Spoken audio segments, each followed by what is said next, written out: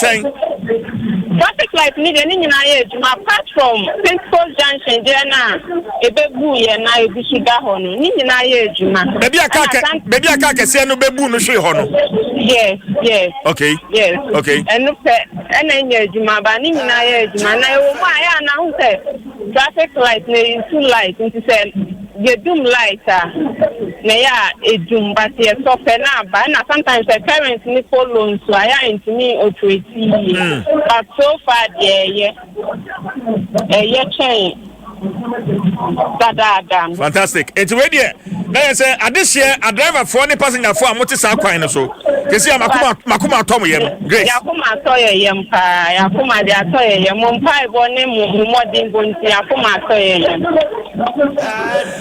yes mama no say na fancy mama no say ni fancy ya me da ma se pase munya ye ho odo ye be kan ye no mamfu ina at least mo boy into see ade ye da ma fan ye say ni bibia ye de be ka trem say nyame nhira na emra because enya mo anka bo bi se ye da ma se pa right enso me da say into grace na me ne no atwetwe enkomo no se adwuma no ye na ye timi say ya ehye nkran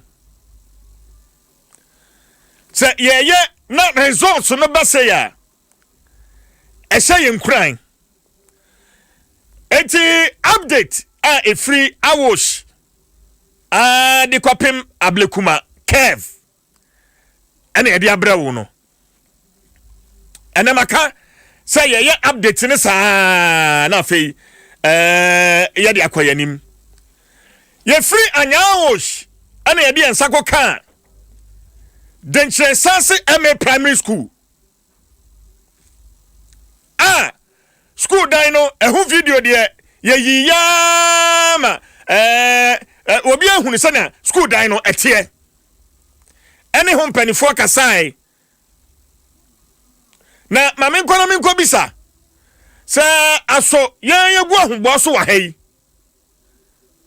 Mpanifo ene o manfo mo ho wo so ahomba to say enkankane assembly no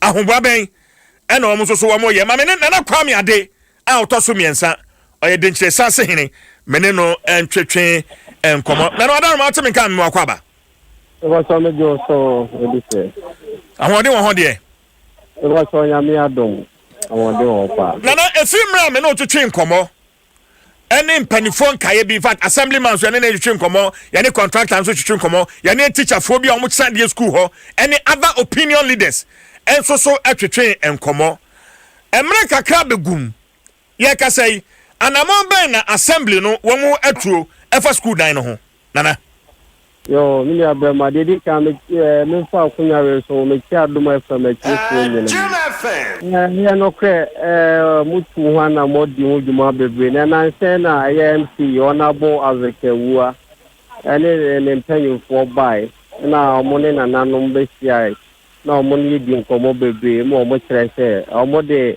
school no be ma contract na ya show mo nim kaka tacha mo bae de hu a bibia mo bia mfre mo mai e bia wa da so mo de ama contract no bia da se bi on beta se adwuma no ye hu bibisa na mo bae de obi ama ha biem na contract bia so ma se oba be school no amaye na me fa so de che no okay na wo mo se wo mo de adwuma no ama contractor enti mo nhwe wo manim kakra no na mo se mo hwe wo manim kopem abrebe important nana ye ko so mo maye da kra ye hwe mo anim enu de o mo kan ya na se hwe mo anim mere pem no ba be start djuma o ba be studuma die na sia maye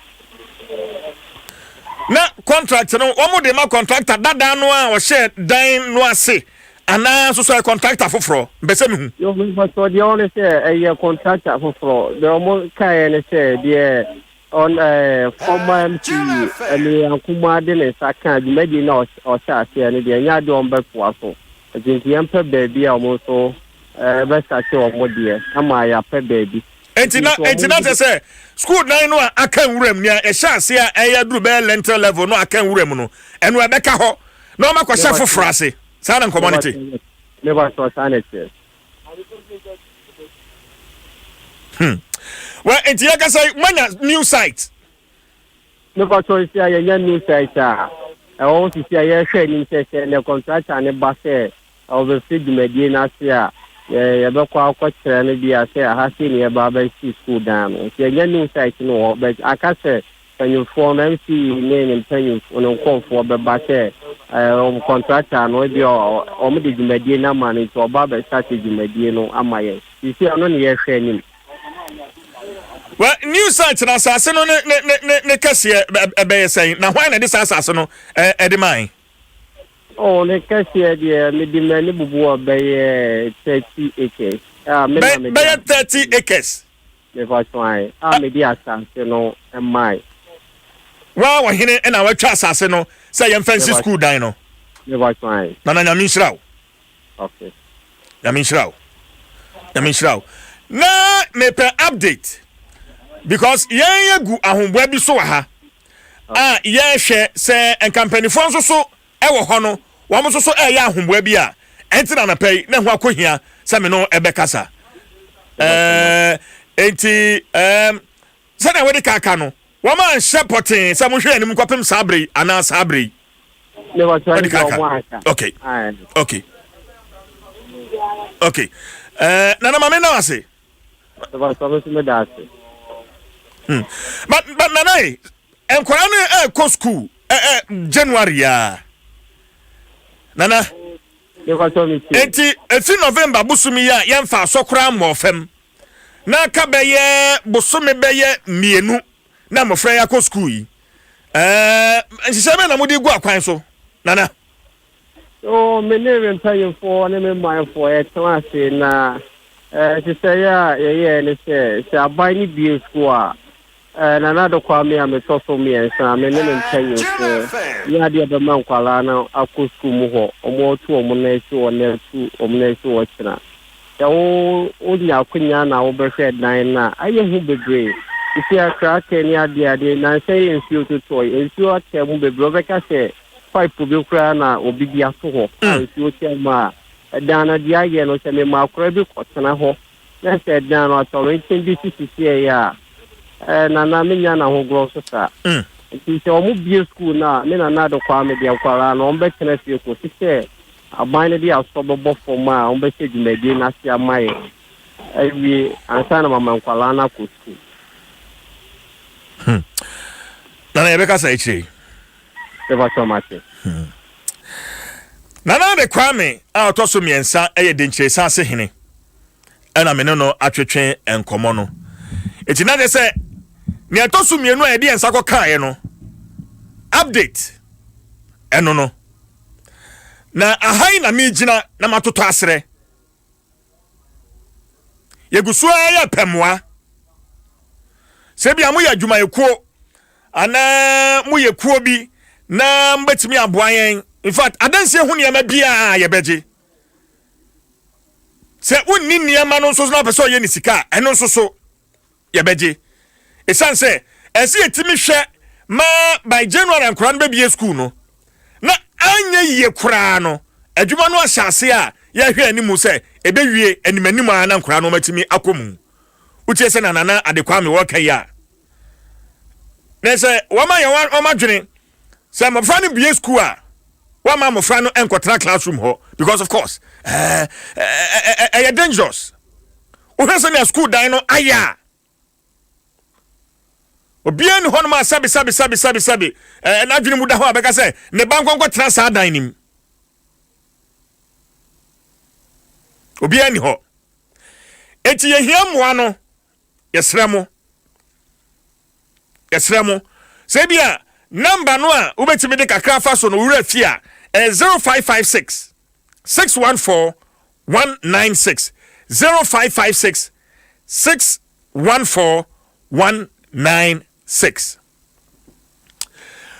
ye free dencha esase ana insusam a wotenkon apawu enso so ebeto manim na ye free ase ye ho abobo a makoho baako makoho mienu dwumadi animu a ana wowura bi yi ni ti se boreholes mienu no a ye pe e de ama de hye omo tenkon apawu no obama yemu baako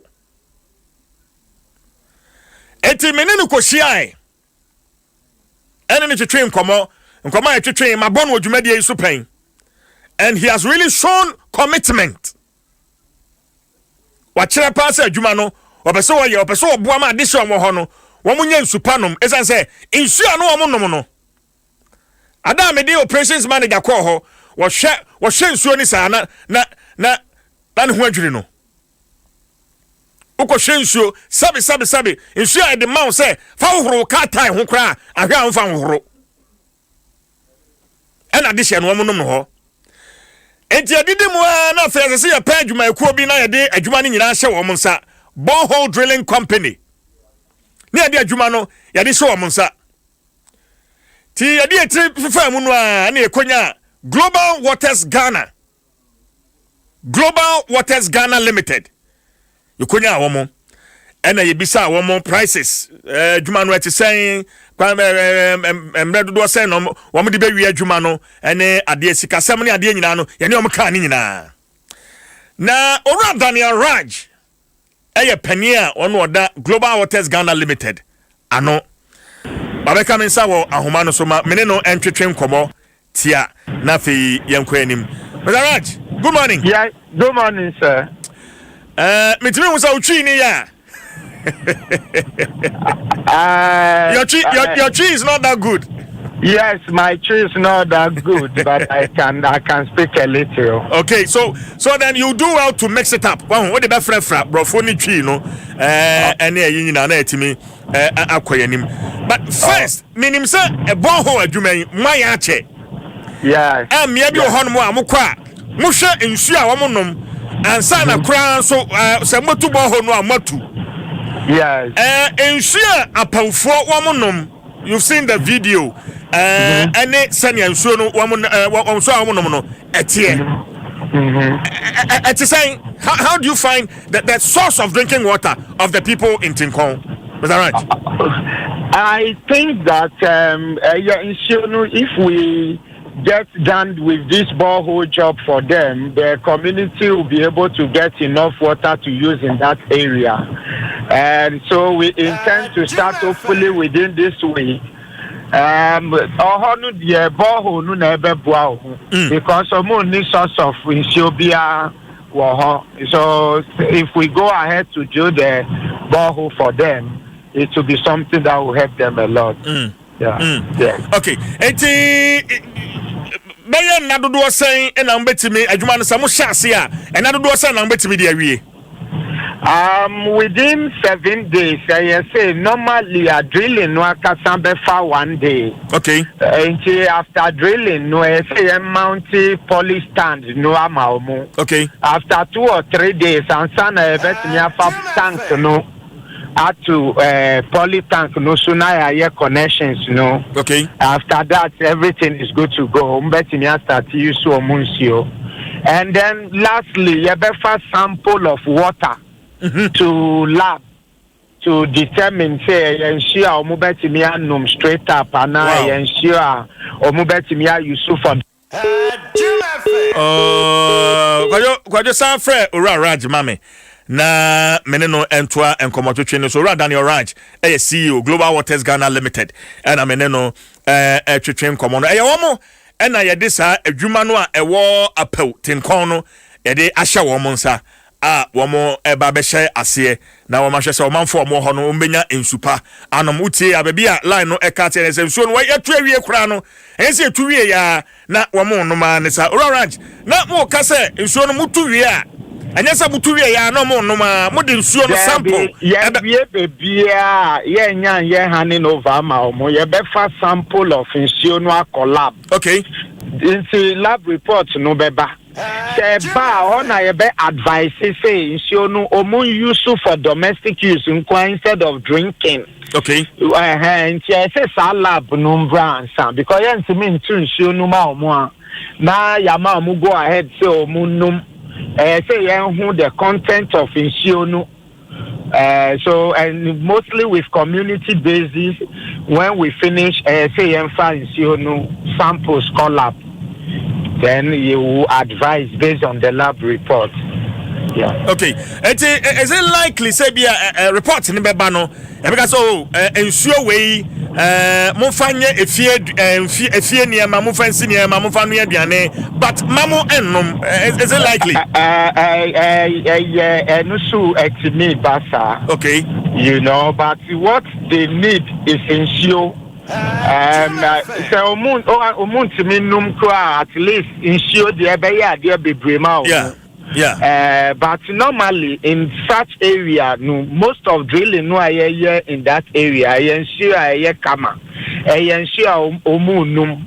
But yenyan too intimi ma 100% assurity. Say yeah, too where they can go ahead to drink. We need to go through the right process by taking samples of water to lab to determine the content of water before we can advise. Yes. Okay. But in that area, we are good water. I ensure Mubetimiano. Yeah, because na kame imagine mo no say hono ye a little mountainous ne rocky. Good. I ensure Mubetimiano. Okay. But with Jumano, my young fast samples no collab. And to me, must straight up go ahead say you can go ahead to drink. Yeah. Okay. You know. Okay. But a good area, free Pejuasi, Kosa area, Nina down to Kumasi, ensure Nina to ensure Omunum. Okay. A very good water. Okay. Accra Akasa is a bit closer to the sea area. In Accra, sometimes you hard water. Yes, salty Accra, no cry, you so. But free, sir, a brick cut down to Koforidua.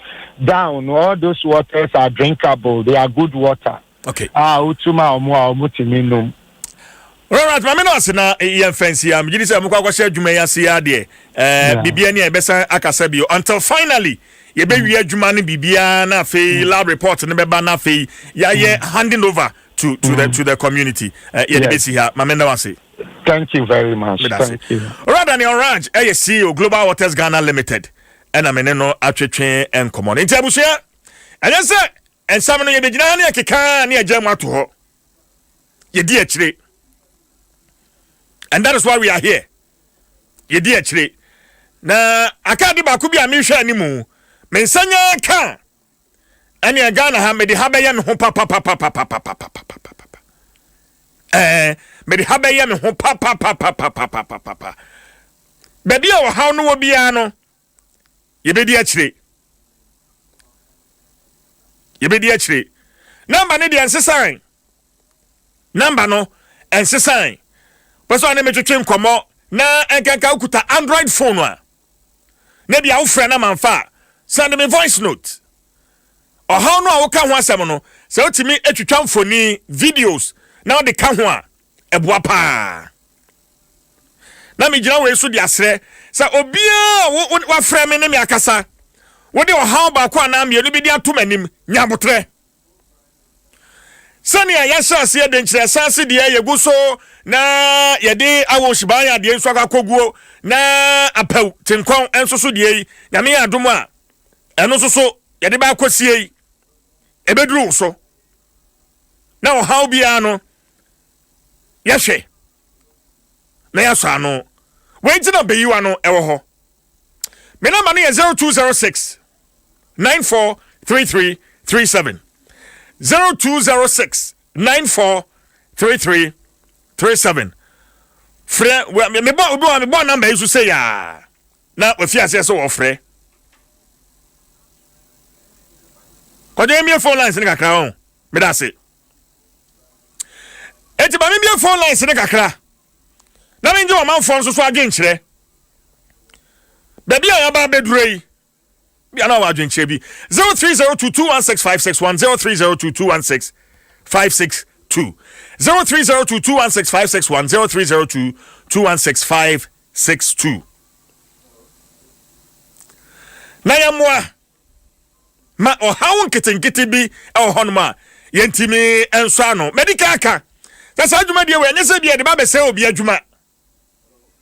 But se adwuma no ho na wa wonim se adwuma we eyam adwuma a yetua me ka boso me na se wanya by the grace of God yɛde ba betena ha na yaye hello good morning oh good morning dear ebato wani batafe wani o aya o mami o me di bilwai aya umbrella te ebato ma so hia no o me da ma ti obi aya toilet me de me hu me kura na ba ma safa se ba ma na advice o ya ma ho atọ no na ya ma obi se buafu na aya ayi romi na ma se bra na ba se ya so why Mate, latte, meba latte. Why, Marjorie? Hello, good morning. Morning, CJ. Yes, sir. Pato Wini. Me did the Max or Cobenapia. Max Casafre. Me Casafi Ablekuma. Okay. Me wo actually a nice. Na akwa ma observe say. Why idea be brave. Na ofi school I farmak econo. Articulator. Okay. Big truck with the boo. Strong traffic light now. Yes. But could you believe up to now hanging? Up to now, car owner now or course of the Yente no hurry. And then the police for you. Sign on the other book gas now, honey. Miss Row, Medinia Miss Row. I want no car bunny pow. Because I pay all the speed number. Traffic light there control anyhow. Nyame ma onyansa ne ade na pay wadwuma. Amen. So me da se pa Maxwell. Hello, good morning. Hello. 0302216561216562. Hello, good morning. Good morning. Yeah, good morning. CJ. Yes, sir. Why ni? Obo any friendly Dwaso Nsem. All right. Yeah. Yenti we. Pastor CJ Dwaso Nsem your school bro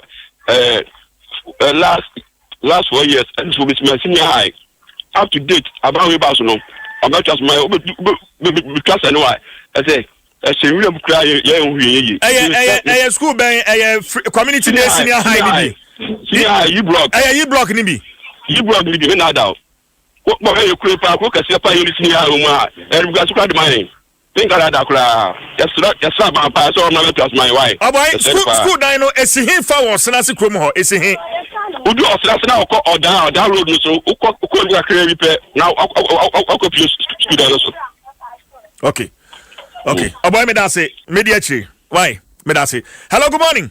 Good morning. Yes sir Badawani. CJ where 5 p.m. ni atima kotia 5 p.m. CJ o bojuma na go bonshira woni wasifo nyina amen CJ me de ukọ atim kede CJ man sheye atem ebesi wo Ghana no media fa na mo be saka e dey na ekoso ho udu atim kede na utra atim kede court ro pepe e wan so na kede police station wo CJ obi ebie gas station police station sa sekre police station biem sa sekre ana school sa wo enchen ni e walk ke na eka police station gas station mienu ntem nti se BBC here ana bola ke se bi sa wo ekra de bia na ejada bola ni atim kede ebe court pe yo me ba filling station no wo mo ya adwuma ana ya foforo atiansa na yesie oh wo mo ya adwuma esi wa che gas station ni mo mu na eba ye be se 7 years ni na police station ni mienu ni de esi wa che pa ebru 20 years egusu eye adwuma ana obi abebie gas station no gas we no asa dia bata pe na wo ma to work keke ana enkola school so esa wo no opposite asa na bola ke sia the whole kede e wona obi atun bola egu de bia na ejada bola ni asem we ya kan wo radio so ate kete empelifo bubu ndegu obani wonim gina so ba me na me producer angel contact isi a gina so ma me gina so ma me kwajo gene number ma me 03022165 wa hu say nsam ni bi wo ha wote ni say ya I mean ima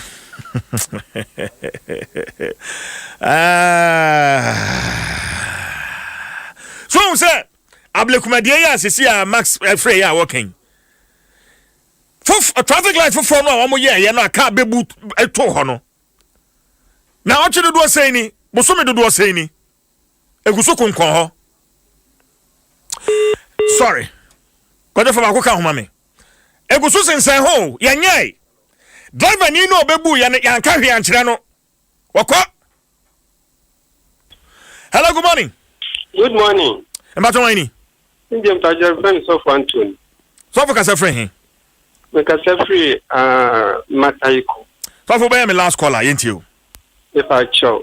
Me nia biti do blogono. Aya asa ma ko do blogono.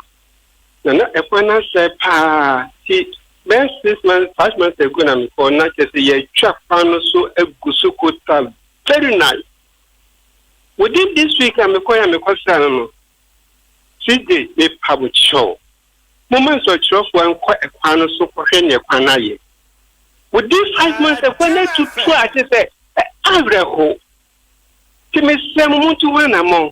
And I'm so queen on many first of all the senior space can a chairman a ye do a bro. And yet dear. It is a matter of telling way out to Mohuso. Not the yet the chairman yet the aboa. Because it's me your queen. And Jessica, within 5 months, a quantity to 2 hours, Jessica to do a go. Or be bien come here. Just a general contractor now. You will be a supervisor. Any maintenance for Panaso. So, Nippon for why panel. And I said that some can maintain fund for almost 6 months. I'm a quantity that why. The way they put the 2 near over Panasi within 6 months, a quantity of papa. This is the most one among them. Somewhat. But I say, we shall yeah, boy, Chima. Adom 106.3 FM. I am Maya Juma. I am Minu me no yasadeɛ. Ewom say aban wo hɔ a yɛde tumi no ahyɛ ne nsa. But say Minu me no at the end of the day, yansesa yesu ne yɛban. Say we contractor yɛde adwuma ahyɛ wo nsa. Say we are auditor. Say we are director. We are minister. We are member of parliament. We talk pure water. Na say yansesa yesu ne yɛban a. Omai no say yakonu ani. Yansesa yesu ban a. Omai no say yakonu ani. Yankopon ma ya hoden. No man nyansa. Esan say so far en semwa eba yanim. En semwa aya yete no yasum no. Areho. From 0206 943337. Namsre ebiom mi wie kura no. Yeshe tinkon apelfo bo se abemon boreholes mienu. 2 boreholes. Mechanized boreholes. Baako hon komana na pe matwetwe yi. Aka baako. Ye nyam wan kakran. But momwayen.